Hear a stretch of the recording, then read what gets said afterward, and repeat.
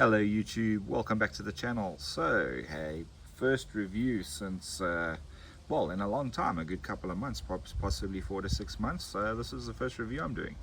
I picked this one up about 4 months ago, secondhand. This is the Victorinox Swiss Champ, but more of the original Swiss Champ than the one that you get nowadays. This one came with this leather sheath and everything, so I kind of liked it and I grabbed it, and I have no regrets because the knife itself, okay, yes, I added this, but the knife itself is pretty much brand new, unused, and it is not the new Swiss Champ that everybody's so used to seeing. This is one of the original Swiss Champ knives.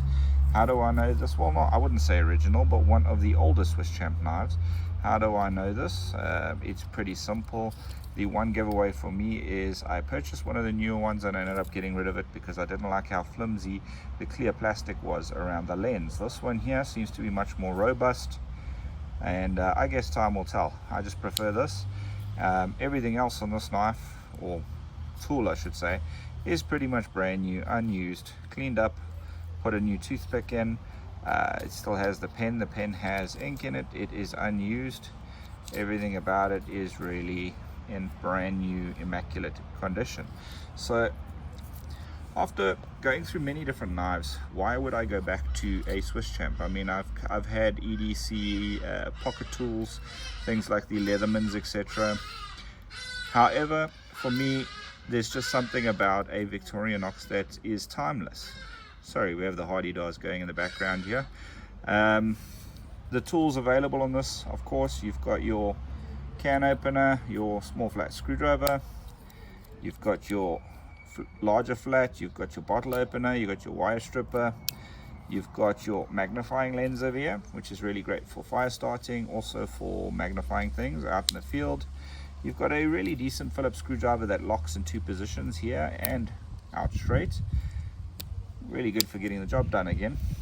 This micro pliers is probably one of the best that I've seen for anything fine electronics work, holding something in place to solder, pulling a splinter out, although there's a pair of tweezers as well.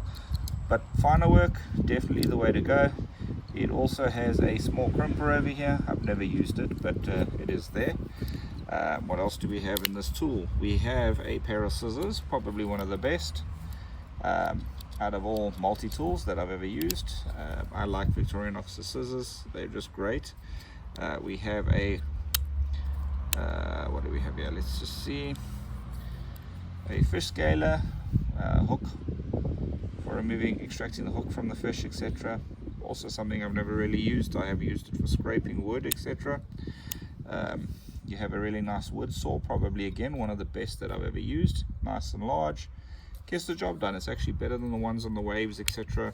I like it. Then over here we have a steel saw or file. It can saw through metal on this section over here, and you can file whatever you pretty much want.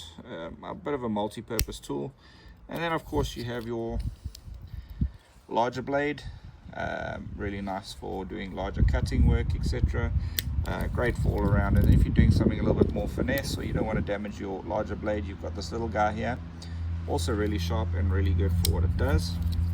On the back you've got your corkscrew and your small glasses flat screwdriver, really useful, comes in handy a hell of a lot. In here you've got a small little pin, comes in handy a lot. Then over here we have a flat screwdriver. Never really used that, to be honest, but it is there, needless to say.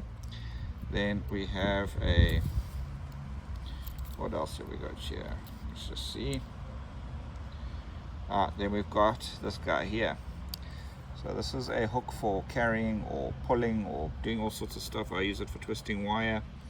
Really useful little implement, and it's come in handy for quite a few things, to be honest. It's there if it's needed.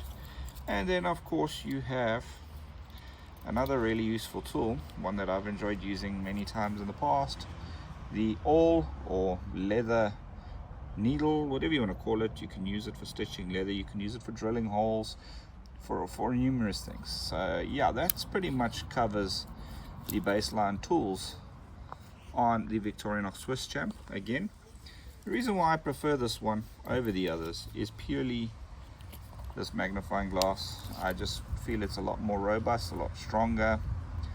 I don't know how effective it is, but just a little bit more meat around the lens makes me feel a little bit more comfortable, and that I don't have to baby it. And of course this rides in this leather pouch. It rides small because it is not a large tool. So there you have it. Sits on the belt very well and does not get in the way. For me, a much nicer tool, a much more timeless tool than all the new Leathermans, etc., of which have owned many. I just prefer this. So guys, there you have a quick look at the Victorinox Swiss Champ. I will do a more detailed review on the use of the Swiss Champ in the outdoors, i.e. you can use this thing for just about anything, and I will show you over time how that is, and yeah, you guys will definitely get to enjoy it. Thanks for watching everybody, and until next time, take care.